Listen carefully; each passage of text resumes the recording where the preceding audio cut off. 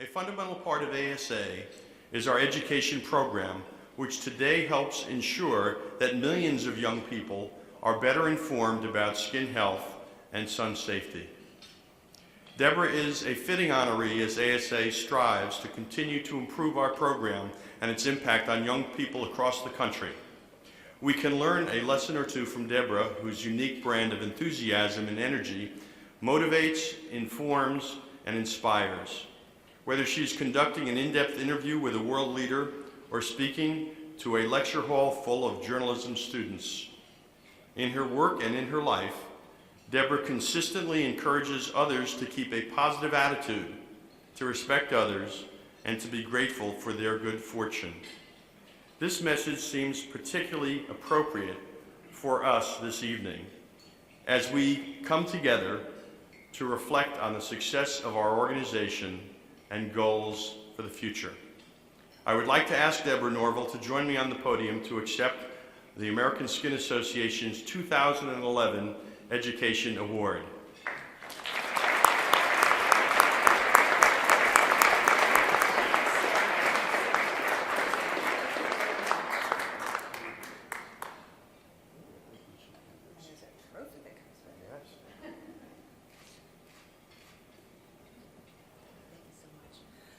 Thank you so much, Howard. I have to say, being presented this award by you really means a lot because you're such an institution in this city.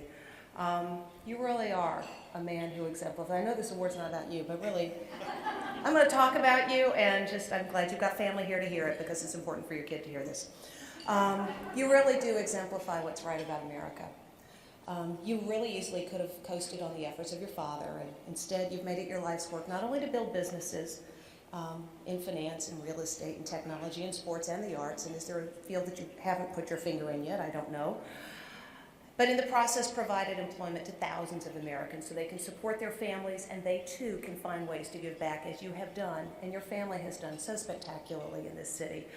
The other day I was at a dinner at the Natural History Museum, and there's not a one of us in this room, there's not a kid who comes to New York City who doesn't go when they see the big old whale.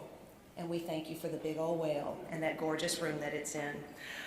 You have certainly gone overboard in the field of philanthropy, from the New York Blood Bank, where your core blood center has, I have no doubt, saved lives because we know how important that is. And that wasn't a very sexy charity to get behind. Thank you for that.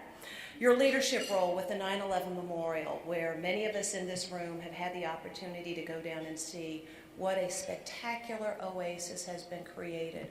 A place of calm, of hope, of memories, and also of optimism at a place where so much heartbreak and so much sadness had once been remembered.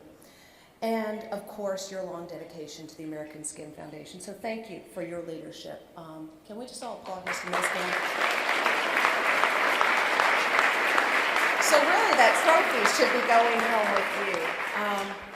And in fact, you really do exemplify what's right about America because that is what America's all about. It's all about every one of us figuring out a way that we can contribute, that we can make a difference, that we can give back, that we can somehow reach down and pull somebody along with us if we're on the ladder up, or if we're at the bottom of the ladder, that we can reach up and know because we're Americans, there is someone standing there with a hand to help us get higher up. And that certainly is the case with the American Skin Association.